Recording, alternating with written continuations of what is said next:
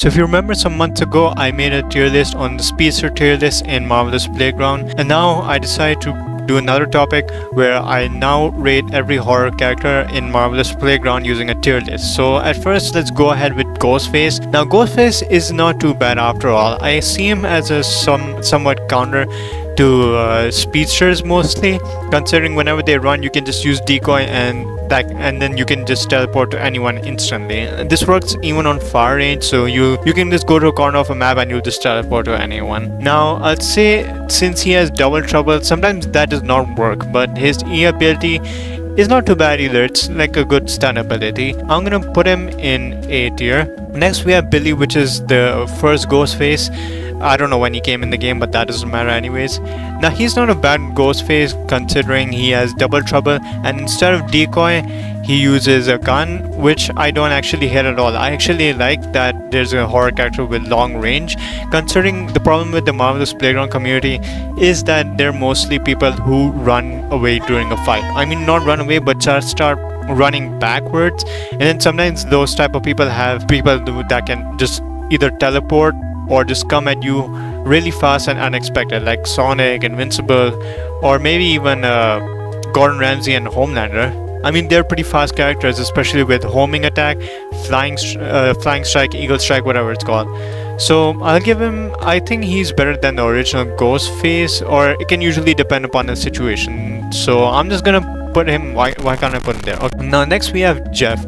Now at first, if you remember, he used to be a main character, like he didn't have any skins before, but now there's someone else who's replaced him, and now he's officially just a skin now his knife throw is kind of complicated to use, for me at least. I mean, this was my first time using him before I began to give my reviews, and he's okay by far. I mean, he's not too good, but he's not too bad either. The stare thing, I don't know, its radius, it's kind of complicated, but I guess it's similar to the distraction call that Ghostface has.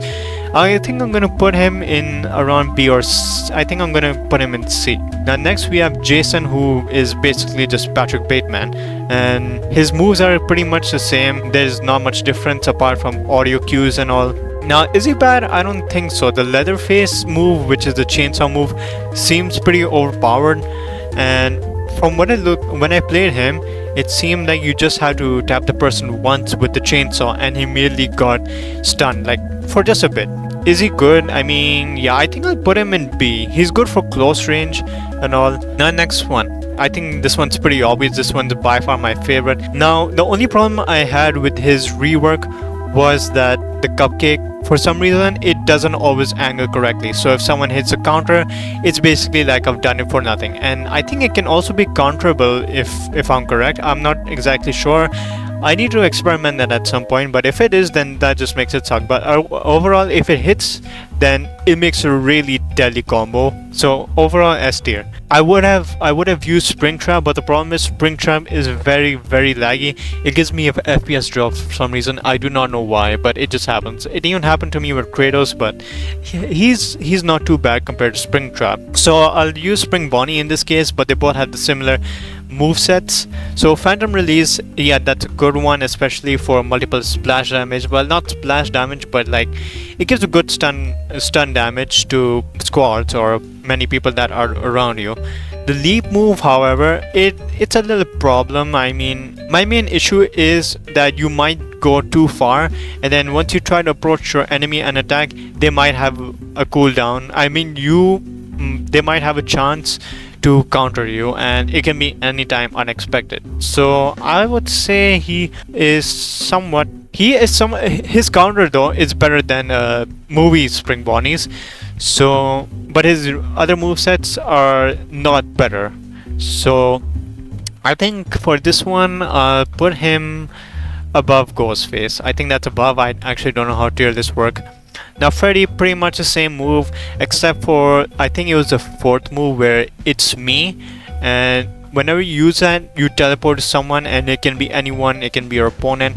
It basically works like the homing attack as well, but it's more expected, so that gives it a little disadvantage. So I think I'll put him below Spring Bonnie. They have similar move sets yet again, but the only problem is the fourth move as well. It kind of makes things a little too easy. Now purple guy is pretty overpowered from what I've seen. I've actually used him recently on a speedster, by the way, and it did a lot of damage. It nearly killed him, and it's nearly as good as Spring Bonnie, and the movie one, of course. So I think I'm gonna put him around S tier as well. But is he better than movie Spring Bonnie? Honestly, I don't think so. But the counter, of course, it's better than movie Spring Bonnie's. I wish the movie Spring Bonnie's counter was actually more accurate. I mean, previously, whenever there was an animation to it, I feel like that's when it was much more better, because you didn't have to aim it correctly. Like, it's so complicated, they could be anywhere and you don't know where. Now last one we have her. I actually don't even know her name, so I'm just gonna call her Jenna. So I tested her out recently. She's not a bad character. She seems pretty good for close combat. She also has distraction call as well. If I'm correct, that's the 4th move. And the 3rd move, which is a counter, also pretty good, not too bad itself. It's mediocre. I mean, she has her 2nd move as a heal up. No wait, sorry. Her E ability was the one that was a heal up. Overall, I think she's a pretty good character, and I think she's by far one of the most underrated. So I think for me, since it was my first time using her, I think I'll put her at B. Now, I'm pretty sure there might be some people that may think otherwise, that might reshuffle the whole entire order in their opinion. But let me tell you exactly why I put him at S tier. So, if you ever go close to someone and I dare you try this combo, 3 punches, then the ghost children move, use it, and then 3 punches again, and then the 2nd move, which I forgot what it was called, and then 3 punches again using the 1st move. And apparently you would have drained the player or an NPC so low. You can try it for yourself right now. I mean, go ahead, try out the combo. It's very overpowered. So yeah, that's pretty much all the tier list I have of every horror character from Marvellous Playground for today. I will come up with another tier list for next week, and I hope you enjoy this tier list, and I'll see you all in the next video.